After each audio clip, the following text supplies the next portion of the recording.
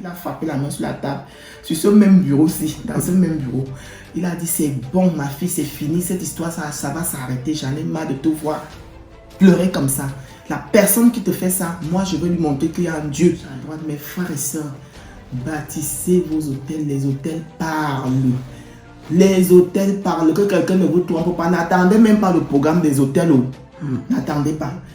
On avait déjà fait des examens, on a fait des radios, on a fait des scanners, on a fait des échographies avec radio, avec des produits. On infiltrait, on ne voyait rien. Même pas rien du tout.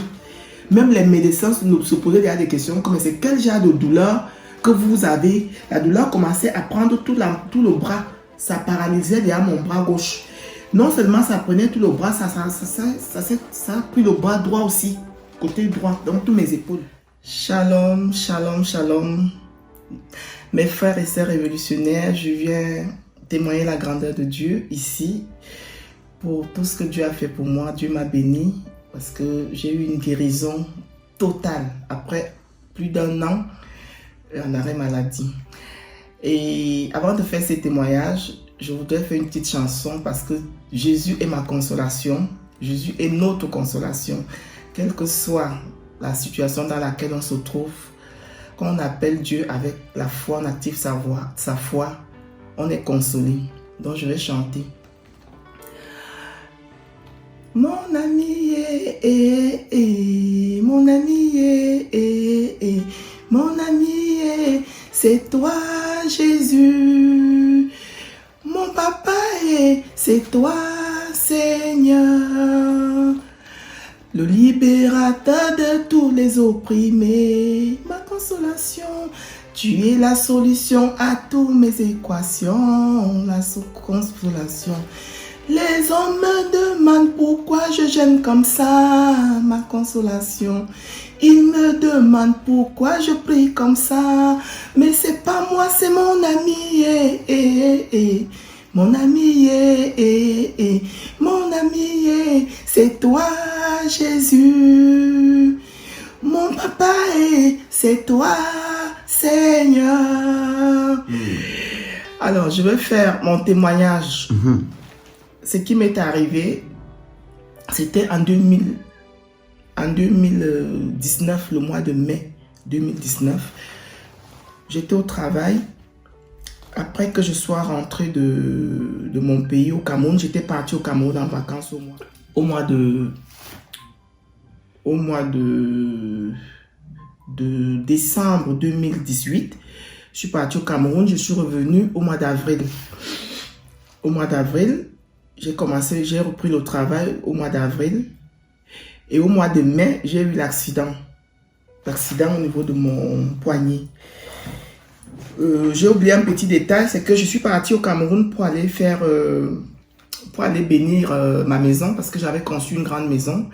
Et comme j'envoyais des choses au Cameroun parce que j'ai envie d'ouvrir une activité là-bas, les gens venaient braquer à chaque fois, ils venaient voler. Donc j'ai pensé à mettre mon petit frère, mon cadet, de lui dire d'habiter la maison pour réchauffer la maison et faire toujours les prières.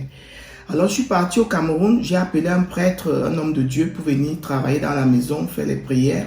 J'ai acheté à manger, à boire, j'ai donné aux riverains, à la famille et à tout le monde. Malheureusement, quand j'ai repris l'avion, 2 mois après, j'ai eu l'accident à mon travail, l'accident de travail au niveau de mon bras, mon poignet. Je me suis arrêté 3 semaines et j'ai repris le travail. 3 semaines après, j'ai eu encore l'accident au même bras, même endroit, même poignet où ma chef de service, je portais encore la telle du premier accident sur ma main. Comme vous voyez, ma main même à un moment donné, ça voulait déjà se déformer. Et je portais la telle. La chef de service m'appelle et me dit, Julie, il faut que tu partes ramener le matelas anti-escar en réanimation. Je lui dis, mais moi je suis en convalescence, je viens de reprendre le travail, tu vois, je porte encore la tête. Quelqu'un d'autre peut aller déposer ce matelas en réanimation. C'est pas parce que c'est moi qui suis allé le prendre, parce que j'avais un patient en fin de vie. Il est décédé, oui, c'est bien, mais quelqu'un d'autre peut aller le déposer. Elle a refusé. Elle a insisté toute la journée, la chef de service, là, c'est comme si c'est le diable qui était derrière elle. Toute la journée, la femme était derrière moi, qu'il faut que c'est moi qui ai déposé le matelas. jusqu'à 17h30.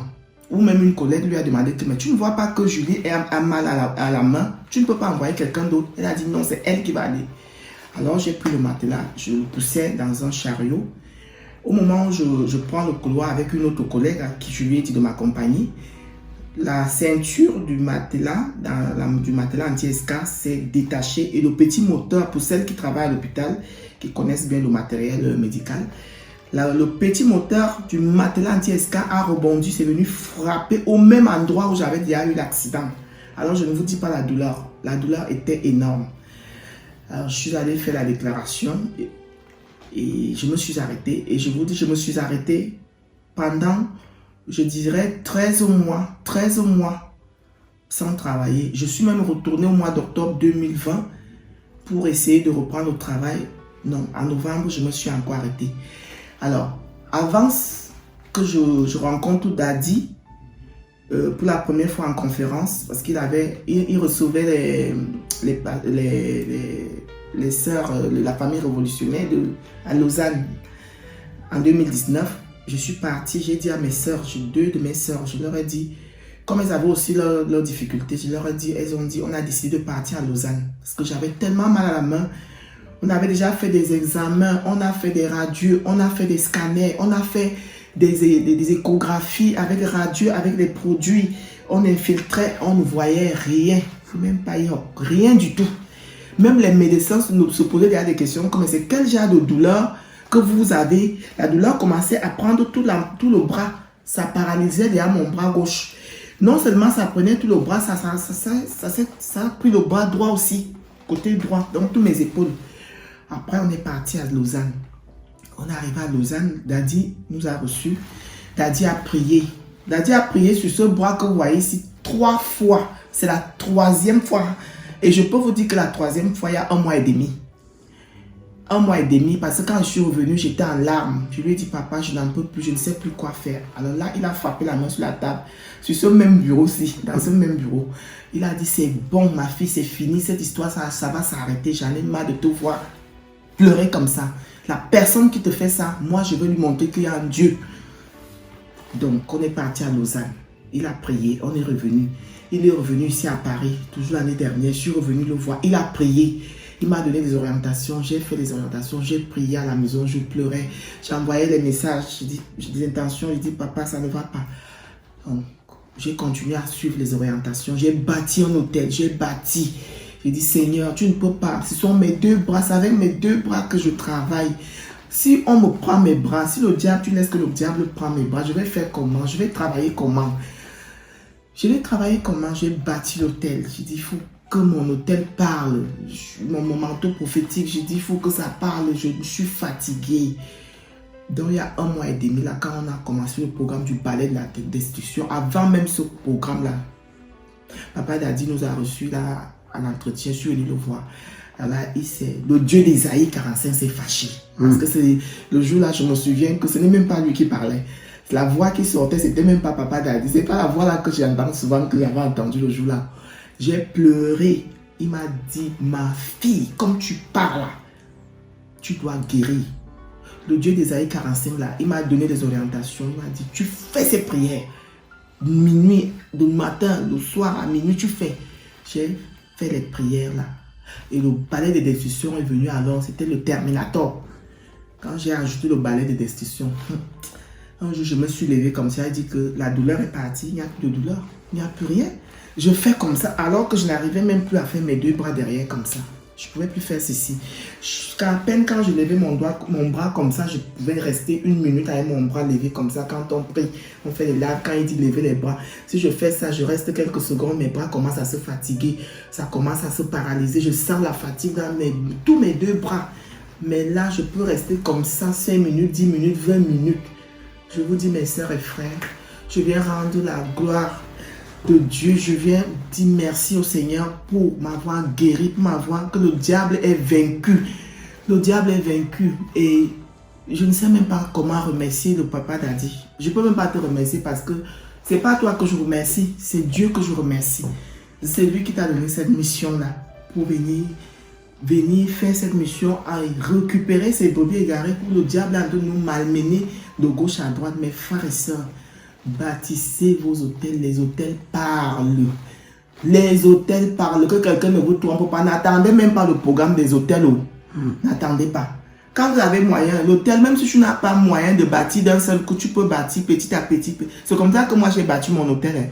Je ne peux pas vous mentir que mon hôtel que j'ai bâti, que j'ai donné d'un seul coup, parce que je n'avais pas. Le peu que je donnais, dès que j'avais, je partais donner. Dès que j'avais, je partais bâtir. J'ai dit, Seigneur, mon hôtel doit parler. Je vous dis, les hôtels, les manteaux prophétiques là, c'est les armes de... C'est les armes que Dieu nous a données, mais nous-mêmes, on n'a pas encore compris que c'est ça. C'est ça. Les hôtels, le jeûne, activez sa foi. Si vous avez les 3 secrets là, vous allez vous-même me dire. Donc je voulais vraiment venir faire ce témoignage ici là pour vous dire qu'il faut que nous soyons soudés pour écraser, pour chasser le diable dans nos familles, dans nos vies. Parce qu'il nous a déjà trop malmenés, il nous a déjà trop fait de mal. Il est temps que ça cesse.